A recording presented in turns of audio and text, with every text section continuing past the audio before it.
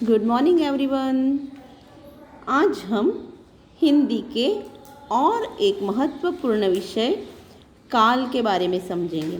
ठीक है, वैसे तो बहुत ही आसान है, बस थोड़ी थोड़ी बारीकियां जान लो तो कभी भी काल में आपकी गलती नहीं होगी। ठीक है ना। काल, तो काल को आप इंग्लिश में क्या कहते हो? टेंस। ठीक है।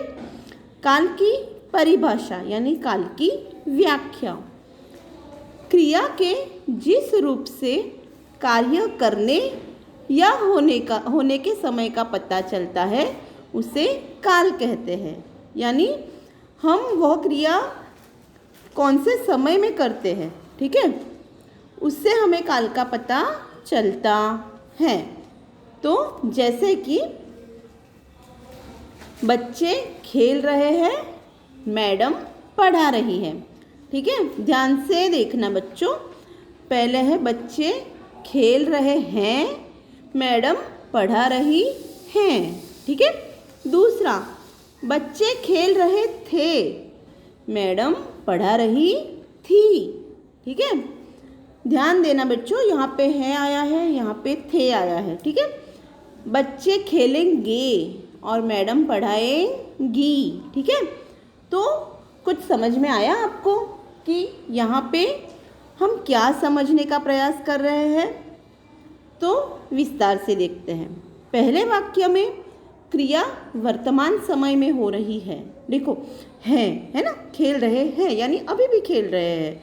तो वर्तमान में जो क्रिया चल रही है यानी हाल में जो क्रिया चल रही है उसे हम वर्तमान कहेंगे। ठीक है। तो पहले वाक्य में क्रिया वर्तमान समय में हो रही है।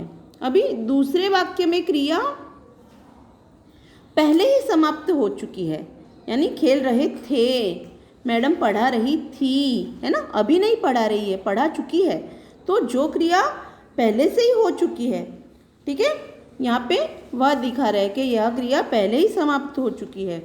अभी तीसरे वाक्य में क्रिया आने वाले समय में होगी, मतलब अभी कुछ निश्चित नहीं है, ये होने वाला है, हो चुका भी नहीं है और हो रहा भी नहीं है। ठीक है। बच्चे खेलेंगे, मैडम पढ़ाएंगी। ठीक है। तो ये क्रिया अभी हुई नहीं है, यह होने वाली है। तो इन वाक्यों की क्रियाओं से कार्य के होने का समय प्रकट हो रहा है। ठीक है, समझ में आ रहा है? समय प्रकट हो रहा है यानी बच्चे खेल रहे हैं यानी यह समय अभी के समय की बात है। बच्चे खेल रहे थे, यह बीते हुए समय की बात है। और बच्चे खेलेंगे, यह आने वाले समय की बात है। ठीक है, आ रहा है ना समझ में? तो यह काल है। क्या है? काल। और ये काल के 3 भेद हैं। ठीक है। कौन से? तो वर्तमान काल यानी प्रेजेंट टेंस, भूतकाल यानी पास्ट टेंस और भविष्य काल यानी फ्यूचर टेंस। ठीक है। तो वर्तमान काल यानी क्या? तो जो समय चल रहा है, ठीक है, जो समय अभी चल रहा है, यानी कि यहाँ पे देखा हमने ये उदाहरण, बच्चे खेल रहे हैं, मैडम पढ़ा रही है, यह कौन सा काल है? वर्तमान काल। ठीक है। ओके। अभी दूसरा है भूतकाल, यानी जो समय बीत चुका है। ठीक है, जो समय पहले ही मतलब जो क्रिया पहले ही हो चुकी है, बीते हुए समय में हुई जो क्रिया हुई है वह, जैसे कि बच्चे खेल रहे थे, मैडम पढ़ा रही थी, तो यह क्रिया पहले ही हो चुकी है। वैसे ही भविष्य काल में कि जो समय आने वाला है ना, जो समय अभी आया नहीं है वो, यानी कि बच्चे खेलेंगे, मैडम पढ़ाएगी। तो बच्चों, ये ऐसे वाक्य हम हमारे जीवन में हर रोज़ हर क्षण उपयोग करते हैं। पर अभी गौर क्या करना है कि कौन से काल के वाक्य हम बोल रहे हैं। ठीक है। तो जैसे कि अभी पहले हम समझेंगे वर्तमान काल। वर्तमान काल यानी वर्तमान यानी आज की परिस्थिति। ठीक है। क्रिया के जिस रूप से वर्तमान में चल रहे समय का बोध होता है उसे वर्तमान काल कहते हैं। यानी अभी जो क्रिया चल रही है तो उसे हम वर्तमान काल की क्रिया कहेंगे। ठीक है। पिताजी समाचार सुन रहे हैं, तो पिताजी क्या कर रहे हैं? समाचार सुन रहे हैं। हाल में जो क्रिया कर रहे हैं उसे हम वर्तमान काल की क्रिया कहेंगे। ठीक है। पुजारी पूजा कर रहा है, प्रियंका स्कूल जाती है। तो उपर्युक्त वाक्यों में क्रिया के वर्तमान समय में होने का पता चल रहा है। अतः ये सभी क्रियाएं वर्तमान काल की क्रियाएं हैं। ठीक है बच्चों, आया समझ में? वर्तमान काल की पहचान है कि वाक्य के अंत में ता, ती, ते, हैं आदि आते हैं। ठीक है, तो अंत में जो ये वाक्य आते हैं तो वो वर्तमान काल कहलाते हैं। वैसे तो वर्तमान काल के और भी भेद हैं। ठीक है, तो वो कौन से हैं वो अभी आपके सिलेबस में नहीं है, पर उसके 3 भेद हैं: सामान्य वर्तमान, अपूर्ण वर्तमान और संदिग्ध वर्तमान। ठीक है, तो अभी आप लोग बस वर्तमान काल के बारे में सोचो, उसके 3 प्रकार हैं। अगर हमें आगे आते हैं तो मैं आप लोगों को सिखाऊंगी। ठीक है, अभी भूतकाल, तो क्रिया के जिस रूप से बीते हुए समय का बोध होता है उसे भूतकाल कहते हैं, है ना।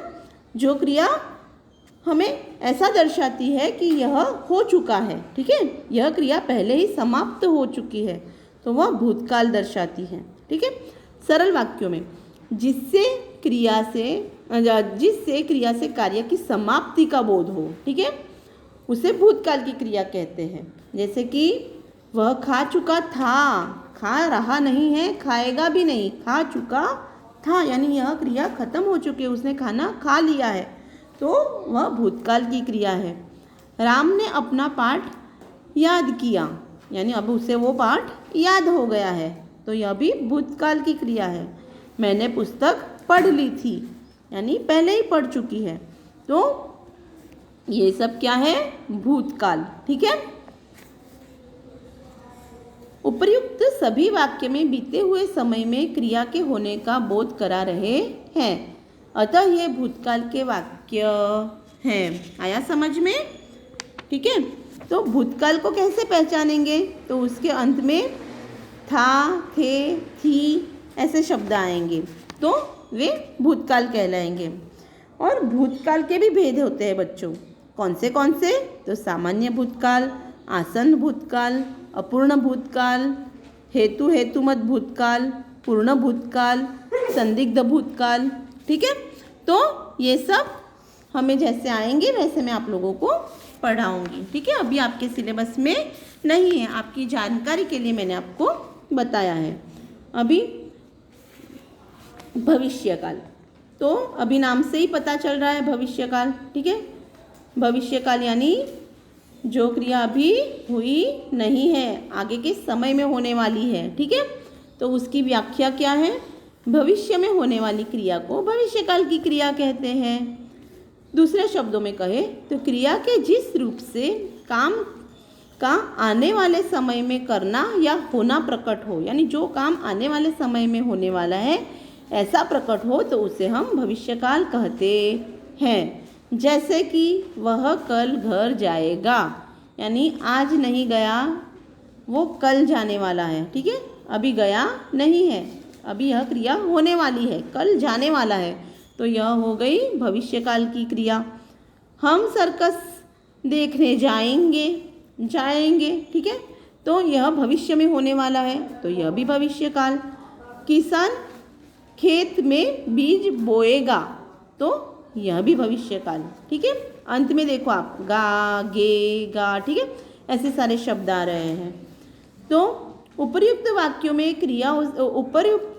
की क्रिया से पता चलता है कि यह सब कार्य आने वाले समय में पूरे होंगे, अतः ये भविष्यकाल की क्रियाएं हैं। ठीक है, तो भविष्यकाल की पहचान के लिए वाक्य के अंत में गा, गे, गी, ठीक है, ऐसे सारे शब्द आते हैं। तो आया समझ में आप लोगों को? आशा करती हूँ ये तीनों काल आप लोगों को अच्छे से समझ में आ गए होंगे। अंत में कौन से शब्द आते हैं वह आपको ध्यान देना है और थोड़ा सोचना है कि क्रिया हो रही है, होने वाली है या हो चुकी है। ठीक है, इतना समझ में आ गया तो आपको काल आ गए। ठीक है ना बच्चों? तो यहाँ पे हम इस काल को समाप्त करते हैं। आप इस वीडियो को बार बार देखना और इसे समझने का प्रयास करना। ठीक है, गुड डे।